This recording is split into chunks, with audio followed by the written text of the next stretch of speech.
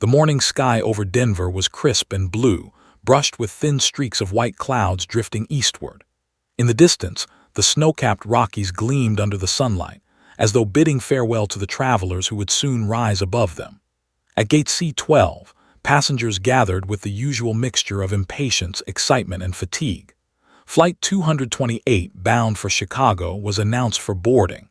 It was an ordinary flight on an ordinary day, or so everyone thought. Sarah Mitchell stood near the boarding line, clutching her worn leather handbag. She had booked her ticket at the last minute. Her daughter in Chicago had insisted she come for an important family dinner, and Sarah, reluctant to travel but unwilling to disappoint, finally agreed. Flying always made her uneasy, but she told herself, as she always did, that thousands of planes soared through the skies every day without incident. She would be fine. Around her, the typical cross-section of America shuffled into line. Businessmen in sharp suits scrolling through phones, parents herding excited children, and elderly couples moving at their own careful pace. A few college students joked loudly near the back, their laughter filling the air.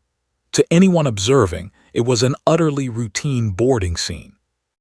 Once aboard, Sarah took her seat midway down the aisle, next to a young mother traveling with her toddler. She smiled politely, buckled in, and tucked her paperback novel into the seat pocket. The engines roared to life, vibrating through the cabin, and soon the plane pushed back from the gate. Sarah pressed her palm against the armrest, reminding herself to breathe as the aircraft began its lumbering taxi toward the runway. The flight attendants, crisp in their uniforms, moved smoothly down the aisle. They checked belts, adjusted bags, and recited safety instructions with voices that blended professionalism with repetition born of routine. Few passengers paid attention. A man in the row ahead slipped headphones on. A teenager across the aisle was already asleep, hoodie pulled over his head. Sarah listened half-heartedly, though the rhythm of the words offered her a strange comfort, as though the very act of procedure meant everything was under control. Moments later, the engines thundered louder and the jet surged forward. Sarah felt the familiar rush in her stomach as the aircraft gathered speed, wheels rumbling against the concrete before lifting gracefully into the air. The city fell away beneath them, shrinking to a patchwork of roads and rooftops. The Rockies faded behind a curtain of clouds. Sarah leaned back, exhaling. Takeoff was always the worst part for her, but once airborne, she usually settled. The sign chimed off and the flight attendants began their service. Coffee, sodas, small packs of pretzels. Conversations bloomed throughout the cabin, mingling with the hum of the engines. A child giggled as he pressed his face to the window, pointing at the endless white clouds below.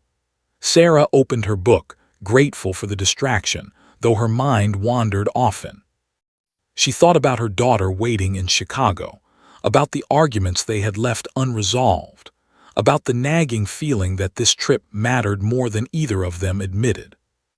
Yet nothing in her demeanor betrayed worry. To anyone watching, Sarah looked like just another quiet passenger, absorbed in her own thoughts. She had no reason to believe she would soon be thrust into a nightmare. No one did. For the first hour, Flight 228 unfolded exactly as expected. Passengers relaxed into their seats. Some slept. Some worked. Some chatted amiably with strangers. The flight attendants glided up and down the aisle, their smiles calm, their voices soothing. Outside the window stretched an ocean of blue sky, serene and endless. If there was tension in the cockpit, it had not yet seeped into the cabin. The captain, a veteran with over 20 years of experience, greeted the passengers over the intercom with a cheerful update. Ladies and we're cruising at 32,000 feet. Weather looks clear over Chicago, so we should be arriving right on time. Sit back, relax, and enjoy the flight. The words were met with nods, sighs of relief, and the soft rustle of magazines being opened. Sarah took another sip of water and returned to her novel. She let herself believe it. This flight would be easy. Smooth skis, no turbulence, no drama. Yet somewhere in the back of her mind, an old memory stirred. A faint recollection of flight manuals, cockpit dials and voices calling out checklists. It was a part of her life she rarely thought about, a part she never spoke of to anyone on board. But it lingered there quietly, waiting, as though some hidden corner of her soul knew she might need it again. For now, however, Flight 228 was just another routine journey across the country. The passengers were safe, the crew was in control, and the engines purred steadily against the wind. Sarah closed her eyes for a moment, resting, unaware that the calm she felt was only the fragile silence before the storm. The morning sky over Denver was crisp and cloud-streaked, painted in shades of blue that seemed endless. At Gate C-12, passengers gathered in familiar clusters, businessmen glued to their phones, families wrangling children, couples whispering travel plans, and solitary travelers lost in their own thoughts. It was routine, nothing more. Flight 228 to Chicago was just another dot on the departure board. Sarah Mitchell, a woman in her late 40s, stood near the line, clutching a worn leather handbag that had traveled with her for years. She wasn't fond of flying. Her daughter in Chicago had begged her to visit, insisting this weekend's gathering mattered. Reluctantly, Sarah booked the last-minute ticket. To calm herself, she repeated what she always did. Thousands of flights take off every day and almost all land safely. This one will too. When boarding began, she shuffled forward with the others, offering polite nods and tight smiles. Nothing about her stood out. To anyone else, Sarah was just another face in the crowd, an ordinary passenger among 140 souls. Inside the aircraft, the atmosphere buzzed with routine activity. Flight attendants greeted each traveler with practiced warmth, directing them toward their seats. Sarah slid into her assigned spot halfway down the aisle, beside a young mother soothing her toddler. She buckled in, placed her book in the seat pocket, and exhaled slowly, preparing herself for takeoff. The engines rumbled, vibrating through the cabin as the plane pushed back from the gate. Outside, ground crew moved like ants beneath towering wings. The flight attendants performed safety demonstrations, their voices steady, almost melodic in their repetition. Few passengers listened. One man tapped furiously on his laptop. A teenager pulled a hoodie over his eyes and slumped into sleep. Sarah, however, followed every word. Though she hated to admit it, she found comfort in procedure. Order meant safety. Moments later, the jet surged down the runway. Sarah's grip tightened on the armrest as the wheels thundered against concrete, then lifted into the sky. Denver shrank below, a patchwork of streets, rooftops, and the distant shimmer of the Rockies.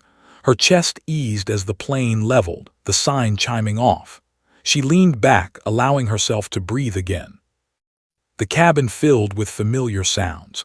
Children laughing, attendants rolling carts, the faint hiss of soda cans opening. A calm routine settled in. The young mother beside Sarah smiled apologetically as her toddler reached for the window. Sarah returned a kind smile, opening her paperback novel, letting the rhythm of the engines lull her into uneasy peace. An hour passed in quiet normalcy. Businessmen typed, families dozed, attendants offered coffee and pretzels. Outside, an ocean of white clouds stretched endlessly, the plane slicing smoothly through the atmosphere. Over the intercom, the captain's voice boomed with cheerful confidence. "Ladies, and we've reached cruising altitude at 32,000 feet. Clear weather ahead, so we expect an on-time arrival in Chicago. Sit back, relax, and enjoy the flight." His words prompted sighs of relief, murmurs of thanks, and the rustle of magazines being opened. For Sarah, it was the reassurance she needed. She sipped water, adjusted her seat, and tried to lose herself in her book. Yet somewhere deep inside, a fragment of her past stirred, faint echoes of another life. Years ago, she had trained briefly in aviation. She had never spoken of it, not even to her daughter. It had been tucked away, buried under decades of ordinary living. But memory has a strange way of surfacing when least expected, lingering quietly like a shadow. To Sarah, it meant nothing in that moment. To the 140 passengers around her, it was unthinkable that this ordinary woman, just another passenger, would soon be the only thread between them and disaster. For now, Flight 228 was serene, its engines humming steadily through blue skies. But the silence above the clouds was fragile, and before long it would shatter. At 32,000 feet, the world outside became a sea of white. Clouds stretched endlessly below the aircraft like soft waves frozen in motion, while the sun bathed the fuselage in pale gold. Inside the cabin, time seemed suspended. The steady drone of the engines created a rhythm that lulled passengers into comfort, even drowsiness. It was as though the plane had settled into its own heartbeat, carrying everyone forward on a promise of safety. Sarah Mitchell sat quietly in her seat, the edges of her novel pressing into her palms as her eyes drifted across the page without focus. She wasn't nervous anymore, not exactly. She had flown enough times to know that once cruising altitude was reached, the worst of her fear usually faded. Still, she never fully trusted the sky. Those who slept easily in their seats or who laughed loudly with strangers, their confidence unshaken by the invisible miles of air between them and solid ground. Around her, life unfolded in miniature. The young mother beside her whispered songs to her toddler, rocking him gently as he clutched a toy car. Across the aisle, a pair of businessmen debated figures in low voices, their suits slightly wrinkled from travel. A teenager in the back row chuckled at something on his phone, his screen casting a faint glow against his face. The cabin, with its mix of strangers and fleeting connections, felt almost like a tiny, floating town, self-contained, isolated, moving together through the clouds. The flight attendants moved with practiced grace, balancing trays of drinks and snacks as they maneuvered the narrow aisles. One of them, a woman named Corinne with neatly tied hair and a reassuring smile, paused at Sarah's row. "Something to drink?" she asked warmly. Sarah hesitated, then requested a coffee. As Corinne poured it, her hand steady even against the subtle bumps of air, Sarah marveled at the calm professionalism. For the crew, this was routine. For the passengers, it was reassurance. The intercom crackled softly, followed by the captain's voice. He sounded relaxed, almost cheerful. "Good morning, folks. We're cruising smoothly about an hour out from Chicago. Weather is clear along our route, so I expect a quiet ride. Sit back, stretch your legs if you like, and enjoy the view." His words rippled through the cabin like a balm, easing even the most anxious hearts.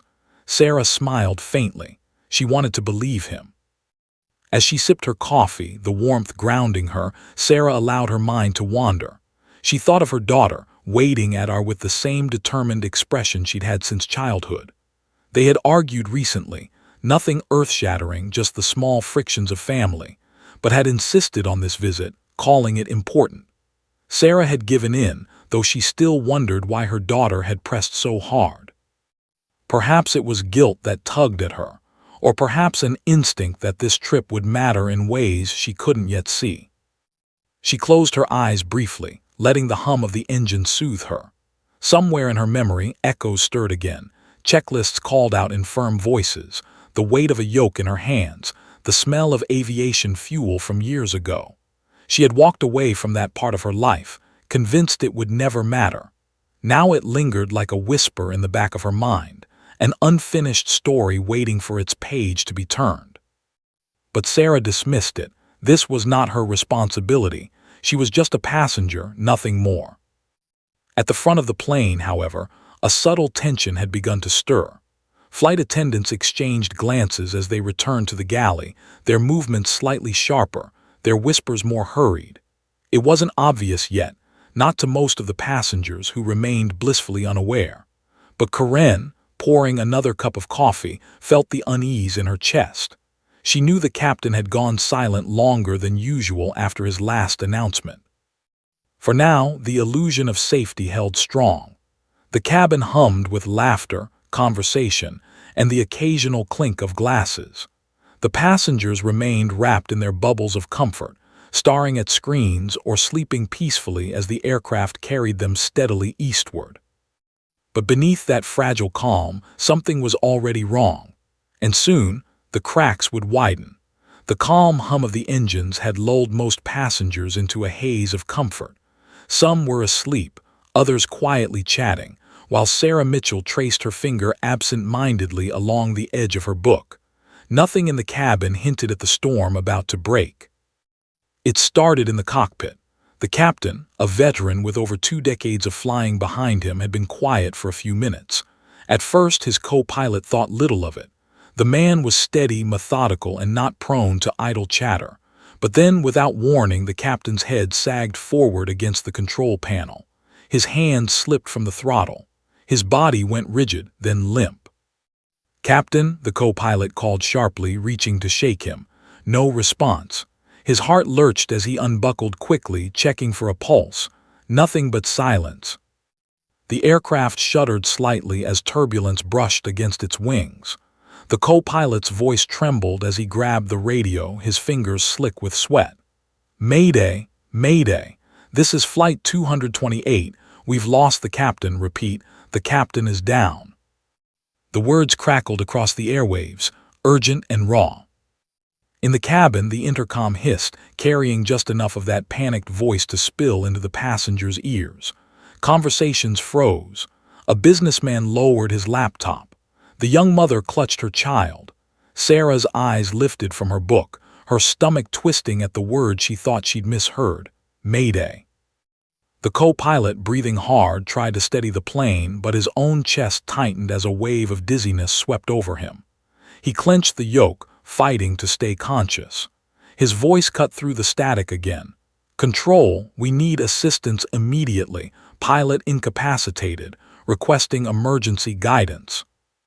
Back in the cabin, tension spread like wildfire. Whispers turned into frantic questions. Did he say Mayday? What's happening? Is something wrong with the plane? Flight attendants hurried down the aisle, their faces pale but voices firm as they urged calm. Yet the unease was impossible to contain. Fear is contagious, and it spread seat by seat. Sarah sat frozen, her pulse thundering in her ears. Memories surged, flashbacks of her younger years, sitting in a training cockpit, an instructor's voice guiding her through checklists. She had never finished that chapter of her life, never flown professionally, but the echoes were still there. She clenched her fists, shaking her head. Surely someone else on this plane knew more. Surely someone else could step forward. At the front of the cabin, a flight attendant picked up the intercom, her voice calm but strained. "Ladies and we are experiencing a minor issue in the cockpit. Please remain seated, fastened. Everything is under control." But her trembling hands betrayed the truth. Passengers exchanged frightened glances. They knew it was no minor issue. The plane jolted again, a sharp drop that sent drinks spilling and passengers gasping. A baby wailed. Someone shouted a prayer aloud. Sarah's grip on the armrest tightened until her knuckles whitened. She could hear her own breath, ragged and shallow, drowning out everything else. Through the thin door of the cockpit, the muffled sound of alarms could be heard. Lights blinked and dials spun as the co-pilot fought to keep the jet level. His voice, strained with desperation, returned over the radio. "We need help now. Request immediate vectors, nearest runway, please. We've lost control of the situation." That single word, lost, settled into Sarah's chest like a stone. She looked at the terrified faces around her. The child beside her clutching his toy car, the elderly couple across the aisle holding hands tightly, the businessman whispering into his phone with shaking fingers. For the first time, Sarah allowed herself to consider the unthinkable. This wasn't a bump in the sky. This wasn't routine turbulence. Something far bigger, far darker, was happening at the front of the aircraft. And then came the voice, the same one that had shattered the peace moments earlier, echoing over the intercom again, raw and terrified. "Mayday, Mayday, pilot down. God help us." The cabin erupted into chaos. The cabin of Flight 228 had turned into a pressure cooker of fear. Passengers clutched armrests, whispered frantic prayers, or stared toward the cockpit door as if they could will it to open and deliver answers. The turbulence subsided for a moment, but the silence that followed felt even worse, an ominous calm that suggested something deeply wrong. The flight attendants gathered near the galley, voices low but urgent. Sarah strained to listen, catching fragments. Both pilots incapacitated, we have to, her pulse spiked. Both pilots. That was impossible, she thought. Pilots didn't just collapse mid-flight. And yet here they were, suspended 30,000 feet above the earth, leaderless. "Ladies and," one attendant announced, forcing calm into her trembling voice. "We need to know, are there any pilots or crew members traveling with us today? Anyone with flight experience?" The question sliced through the cabin like a blade. For a moment the passengers froze, staring at one another as if waiting for someone else to answer. A few murmured under their breath. Heads turned, eyes searching. But no hands rose, no military veterans, no retired airline captains, just ordinary travelers, teachers, businessmen, mothers, students. Sarah's heart pounded so hard she could feel it in her throat. The words echoed in her mind, anyone with flight experience. Her memories surfaced again, sharper this time. The smell of fuel, the heavy headset, her instructor's voice barking commands, flaps down, maintain heading, steady your altitude. She had never completed her training, had walked away before earning her license, convinced she'd never need it. But now, trapped in a steel tube miles above the ground, she wasn't so sure. Her hands gripped the latch. She hesitated. Fear coiled in her stomach like a snake. What if she failed? What if she stepped forward and proved useless? She would waste precious time, endanger everyone even more. She glanced around the cabin, faces etched with panic, a child crying into his mother's chest, an elderly man clutching his chest as if steadying his heart. The sight pierced her. Slowly she raised her hand. I have some experience," she said, her voice barely audible over the rising noise. Head swiveled toward her. The attendant rushed forward, eyes wide. "What kind of experience?" she pressed. Sarah swallowed hard. "I trained years ago, small aircraft only. I didn't finish, but I know the basics." It wasn't much, and she knew it, but right now it was more than anyone else could offer. The attendant nodded quickly, her face a mask of forced composure. "That's enough. Come with me. We don't have a choice." Sarah's knees wobbled as she unbuckled and stepped into the aisle. Passengers watched her with a mix of hope and desperation. Some whispered prayers in her direction, as if transferring their survival onto her shoulders. Her heart thudded louder with every step toward the cockpit. When the flight attendant opened the door, Sarah's breath caught. The sight inside froze her blood. The captain slumped motionless in his chair, oxygen mask dangling uselessly beside him. The co-pilot sat pale and sweating, clutching his headset, fighting against waves of dizziness that threatened to overwhelm him.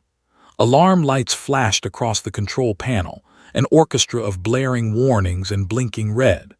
The cockpit smelled of ozone and stress. The co-pilot lifted his eyes, dazed, struggling to focus. Are you a pilot?" His voice cracked. Sarah shook her head slightly, her throat dry. "Not exactly, but I've trained, I can try." The flight attendant slipped the headset onto her, the weight of it pressing down like a crown she never asked to wear. A voice crackled in her ear, calm, steady, authoritative. "This is air traffic control. Identify yourself. Who is at the controls?" Sarah gripped the back of the captain's chair, her hands trembling. She wanted to turn and run, to retreat back into anonymity, to let someone else shoulder this impossible burden. But there was no one else. Her voice came out hoarse, barely above a whisper. "This is Sarah Mitchell, I'm a passenger. The pilots are down. I'll try to fly this plane." The line went silent for a beat before the controller responded. "Understood, Sarah. We'll help you. Just stay calm." She lowered herself into the captain's seat, her legs quivering as she reached for the yoke. The world beyond the windshield stretched vast and unforgiving. One wrong move could end them all. For the first time, Sarah understood the crushing weight of being responsible for more than her own life. Behind her, 140 souls waited in terrified silence. She wasn't just a passenger anymore. She was their only chance. The captain's seat felt impossibly large beneath her, as though it belonged to another world, one Sarah had stepped into by accident and had no business occupying. The yoke loomed before her like a relic from a dream she had once abandoned. Her palms were slick with sweat, and every nerve in her body screamed that this was wrong. She was not supposed to be here. Yet here she was. Through the headset, a calm voice crackled in her ear. "Sarah, this is air traffic control. We've got you. We'll talk you through every step. First, take a deep breath. You need to steady yourself before we steady the plane." Her lungs burned as she obeyed, dragging in air that felt too thin. The cockpit was alive with sound, shrill alarms, the persistent beep of warnings she couldn't interpret, the groan of the engine straining against invisible air currents. Beside her, the co-pilot had slumped sideways, fighting consciousness, his breathing shallow. He could offer her nothing now but the haunting reminder that she was utterly alone. The aircraft dipped suddenly, the nose tilting downward. Sarah's stomach lurched as trays and cups tumbled in the cabin behind her, passengers crying out in panic. She clutched the yoke, her arms trembling. "It's falling. I can't hold it." "Listen to me, Sarah," the controller replied, his voice steel wrapped in velvet. "Pull back gently. Not too hard, steady, that's it. Keep your eyes on the horizon indicator. Blue sky above, brown earth below. Balance it." She blinked at the glowing instrument panel, her eyes darting between blinking lights and unfamiliar dials. But then, her training, buried under decades of ordinary life, began to surface. She remembered the artificial horizon, the way to read it, the delicate balance it demanded. With a shaky breath, she eased back on the yoke, too much at first, then correcting. The plane's nose lifted, the engines roaring as it leveled slightly. In the cabin, screams softened into whimpers as the violent drop slowed. But the tension remained razor-sharp, every soul aboard waiting to see if their lives would hang by this stranger's trembling hands. Sarah whispered to herself, as though convincing her own body to obey, "Steady, steady." The voice in her ear returned. "Good, that's better, now check your altitude. You're holding at 29,000 feet, that's stable, you're doing fine." But her arms ached, her muscles burning from the strain of gripping the controls. The weight of the yoke was more than physical. It was the crushing knowledge that one mistake could send them all into oblivion. Behind her, she could feel the silent pressure of 140 lives pressing down on her shoulders. The aircraft jolted again, buffeted by a sudden pocket of turbulence. The wings tipped, the horizon line tilting dangerously. Gasps erupted in the cabin. Sarah's heart slammed against her ribs. "Too much. Too fast. I can't." "Counter it, Sarah," the controller barked. "Left wing dropping. Nudge it right, small correction. That's it, don't fight it too hard. Trust the plane." Her hands obeyed before her brain caught up, nudging the yoke carefully. The aircraft wobbled, groaned, then steadied once more. Her chest heaved with relief. For a fleeting second, she almost believed she could do this. But the instruments still glared at her with flashing warnings, half of them indecipherable. Fuel flow, engine temperatures, hydraulic pressures, all a foreign language she had once studied but never mastered. She clung to the basics, her mind tunneling in on the handful of gauges that mattered: speed, altitude, heading, horizon. The voice in her ear softened slightly. "You're keeping us in the air, Sarah. That's what matters. We'll handle the rest together, one step at a time." Her throat tightened at the words. She wanted to believe them, but fear gnawed at her relentlessly. Every bump, every shake of the fuselage felt like a test she was destined to fail. And yet she held on. Behind her in the cabin, the atmosphere shifted. Passengers still trembled, still prayed, but their screams had dimmed. A fragile thread of hope had taken root. They didn't know her name, didn't know her story, but they knew someone was fighting for them. Sarah's grip on the yoke steadied, her breathing still ragged but more controlled. She wasn't a pilot. She wasn't trained for this. But for this moment, against every odd, she was the only thing standing between life and death. And she refused to let go. The aircraft sliced forward through the night sky, a steel giant suspended on fragile wings. Sarah's hands clung to the yoke, her knuckles white, every muscle in her arms trembling from the constant corrections. She had kept Flight 228 steady for minutes now, but the silence in her headset told her this fight was far from over. Then came the first shudder. The entire fuselage jolted sideways, a violent lurch that sent overhead bins rattling and passengers gasping in unison. A coffee cup skittered across the cockpit floor, slamming into the base of her seat. Sarah's heart leapt into her throat. "What was that?" she demanded, her voice cracking. "You've hit turbulence, Sarah," the controller replied, his tone still maddeningly calm. "It's a rough pocket. Keep your grip steady, small corrections. Trust the aircraft, she's built to handle worse than this." But the words barely cut through the chaos. The plane rocked again, harder this time, wings flexing against invisible currents.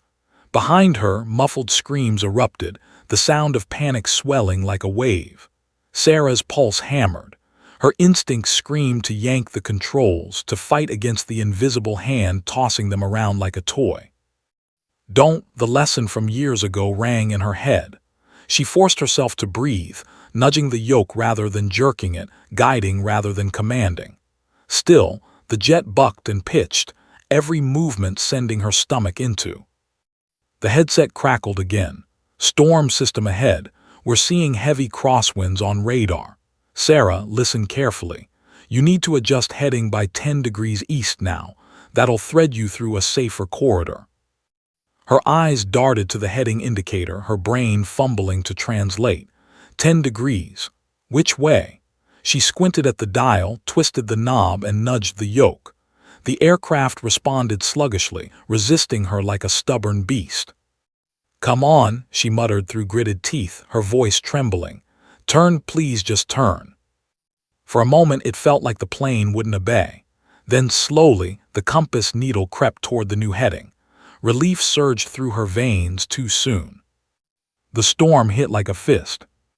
Wind slammed the jet from the side, tipping it hard to the left. Passengers shrieked as drinks and bags spilled into the aisles. Sarah's body was thrown against her harness, her fingers slipping on the yoke.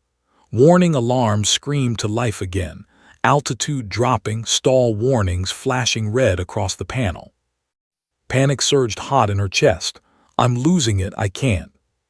"Stay with it, Sarah," the controller barked, louder now, the calm stripped from his voice.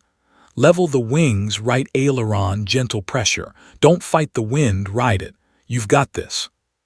Her brain fought to keep up, translating jargon into instinct. She tightened her grip, easing the yoke to the right, careful not to overdo it. The jet tilted back toward level, shuddering like it might snap apart at the seams. Her arms shook violently, but she didn't let go. For seconds that felt like hours, the battle raged. The plane dipped, climbed, banked too far, then steadied. Sarah moved with it, no longer resisting every gust but learning to flow with the storm's rhythm. The alarms finally quieted, the angry red warnings dimming. In the cabin, the cries ebbed to silence. Breathless silence, broken only by the low whimper of a child. Sarah knew they were all staring forward, their lives balanced on her trembling hands. Her chest heaved with exhaustion. Sweat stung her eyes, trickled down her spine. Her whole body ached from the effort of simply keeping the aircraft alive.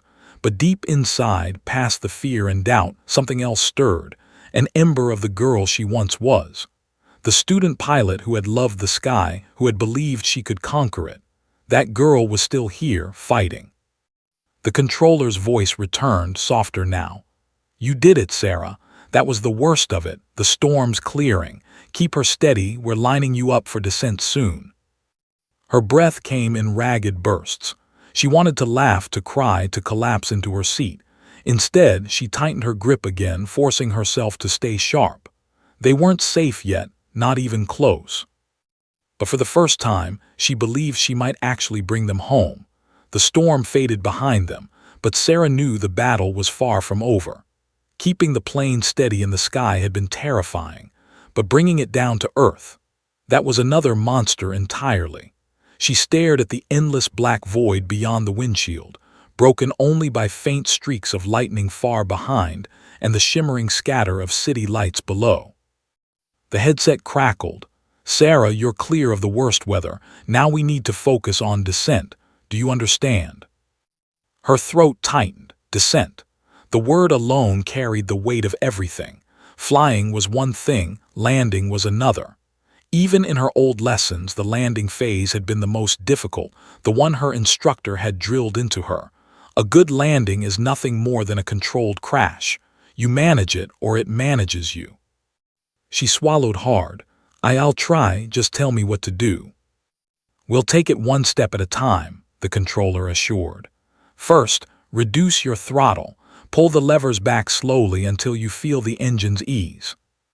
Her hand hovered over the throttle quadrant, her fingers trembling.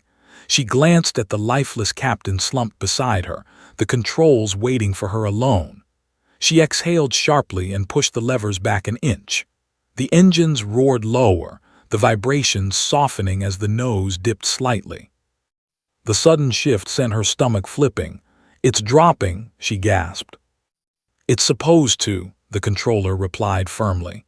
"You're beginning your descent. Keep it steady, watch your rate of fall. Too fast and we'll correct. You're doing fine." She glued her eyes to the altimeter, watching the numbers fall 29000, 28500, 28,000. Too fast. Too slow. She didn't know. Every digit felt like a countdown. Behind her, the cabin was eerily silent. No more cries, no more shouts. Just the collective hush of people clinging to faith, their futures tied to the stranger now guiding them earthward. Sarah could almost feel their eyes on her, pressing against the cockpit door like invisible weights. "Next," the controller continued, "you'll need to set up for approach. We're guiding you to Lincoln Regional Airport. Runway is clear, lights are on. You'll see them soon, just stay with me." Lincoln Regional. Sarah tried to picture it, but her memory offered nothing. All she had was the glowing horizon indicator and the glowing voice in her ear. The aircraft jolted again, a ripple of turbulence reminding her the sky wasn't done testing her. Her breath quickened, but she steadied the yoke nudging corrections just as she had learned in the storm. Small movements. No. Minutes crawled by like hours. Altitude bled away 20,000 feet, then 15,000. The cabin pressure shifted and ears popped throughout the plane. She heard children whimpering softly, mothers whispering comfort. Somewhere, a man coughed violently, the sound echoing in the tense quiet. Then came the call. "Sarah, you should see the runway lights soon. Look out your window, tell me when you've got them." Her eyes strained against the darkness. At first, nothing but black. Then, faintly far below, a cluster of glowing dots, two parallel lines of light cutting through the night. Relief swelled in her chest like a tide. "I see them," she whispered, almost disbelieving. "Good, that's your target. Keep her lined up with those lights. We'll start slowing for final approach." Her heart pounded. This was it. All the terror, all the struggle, it was funneling into this one final act. She wasn't just flying anymore. She was bringing them home. The controller's voice dropped low, deliberate. "This is the hardest part, Sarah, landing, where even trained pilots make mistakes. But you're not alone. I'll be with you every second. Now lower your flaps." Her trembling fingers found the lever. She pulled it and the aircraft shuddered as flaps extended, dragging against the air to slow their descent. The noise was deafening, the pressure mounting. Passengers braced themselves, clutching seats and armrests. Sarah's breath came fast and shallow. Her body ached, her mind screamed, but she kept her eyes fixed on the runway lights ahead. She couldn't let them slip away. "Stay with me," the controller urged. "Just a little further, hold her steady, you're almost there." Almost there. Two words that felt like salvation and damnation all at once. Because almost wasn't safe, almost wasn't landing, almost wasn't enough. She knew the true test was still to come. The runway lights glowed brighter now, two lines of white stretching into the darkness like a lifeline. Sarah locked her gaze on them, every muscle in her body coiled tight. The plane roared forward, hurtling toward the earth with terrifying speed. Her heart hammered against her ribs. This was it. There would be no second chance. The headset crackled again. "Sarah, listen closely. You're cleared for final approach. Reduce speed, pull throttle back gently, keep your nose level. Too high and you'll overshoot. Too low and you'll hit short. Just follow my voice." Her trembling hand reached for the throttle levers, easing them back. The engine's roar softened, the pitch dropping as the jet slowed. But the sudden quiet only made the weight of silence heavier. Behind her, she imagined 140 people holding their breath, waiting, praying. She couldn't let them down. The altimeter spun downward, 3,000 feet, 2,500. The runway grew larger, its edges sharp and real. Sarah's breathing came fast and shallow. Her hands were slick with sweat, slipping against the yoke. She wiped one palm quickly on her jeans, never tearing her eyes from the lights. "Flaps to full," the controller instructed. She obeyed, pulling the lever. The plane shook violently as the flaps extended fully, dragging against the air. It felt as though the jet might tear apart. Passengers screamed, the sudden jolt a cruel reminder of how close they stood to disaster. Sarah gritted her teeth. "It's fighting me." "Stay calm," the controller urged. "That's normal, hold her steady, you're lined up perfectly." Perfectly? The word felt foreign. Nothing about this was perfect. She was a passenger, not a pilot. A woman who had once walked away from flying because the sky demanded too much. And now here she was, carrying lives on her back as though fate had chosen her alone. The plane dropped lower, 1,500 feet, 1,000. The runway filled the windshield now, lights flashing in rapid rhythm. Sarah's chest tightened, too fast, too low. Doubt clawed at her. "I can't do this. I'll kill us all." The controller's voice cut through her panic, steady and fierce. "Sarah, listen to me. You've already done the impossible. You've flown this jet through a storm. You've brought them this far. All that's left is to bring her home. You can do this. Trust yourself." Her grip tightened. She forced her breathing to slow. For a heartbeat she felt her old self, the girl in the training cockpit years ago, fearless, alive. That girl whispered now, "This is your sky. Claim it." 500 feet. The runway was a river of white light rushing toward them.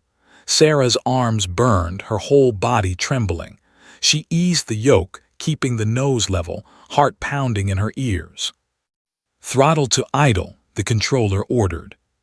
She pulled back the levers. The engines softened to a whisper.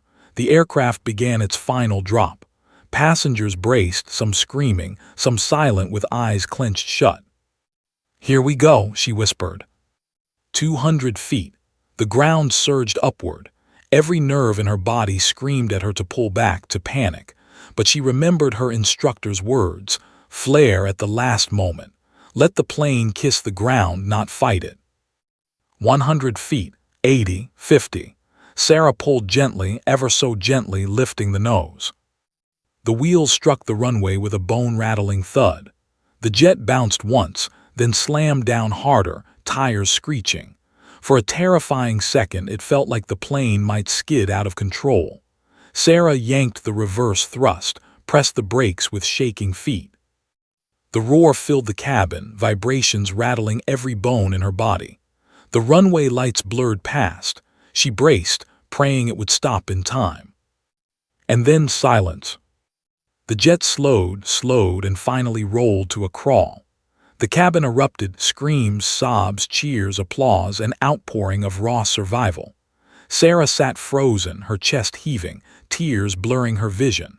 Her hands still clutched the yoke, unwilling to let go, as though the plane might leap back into the sky if she released it.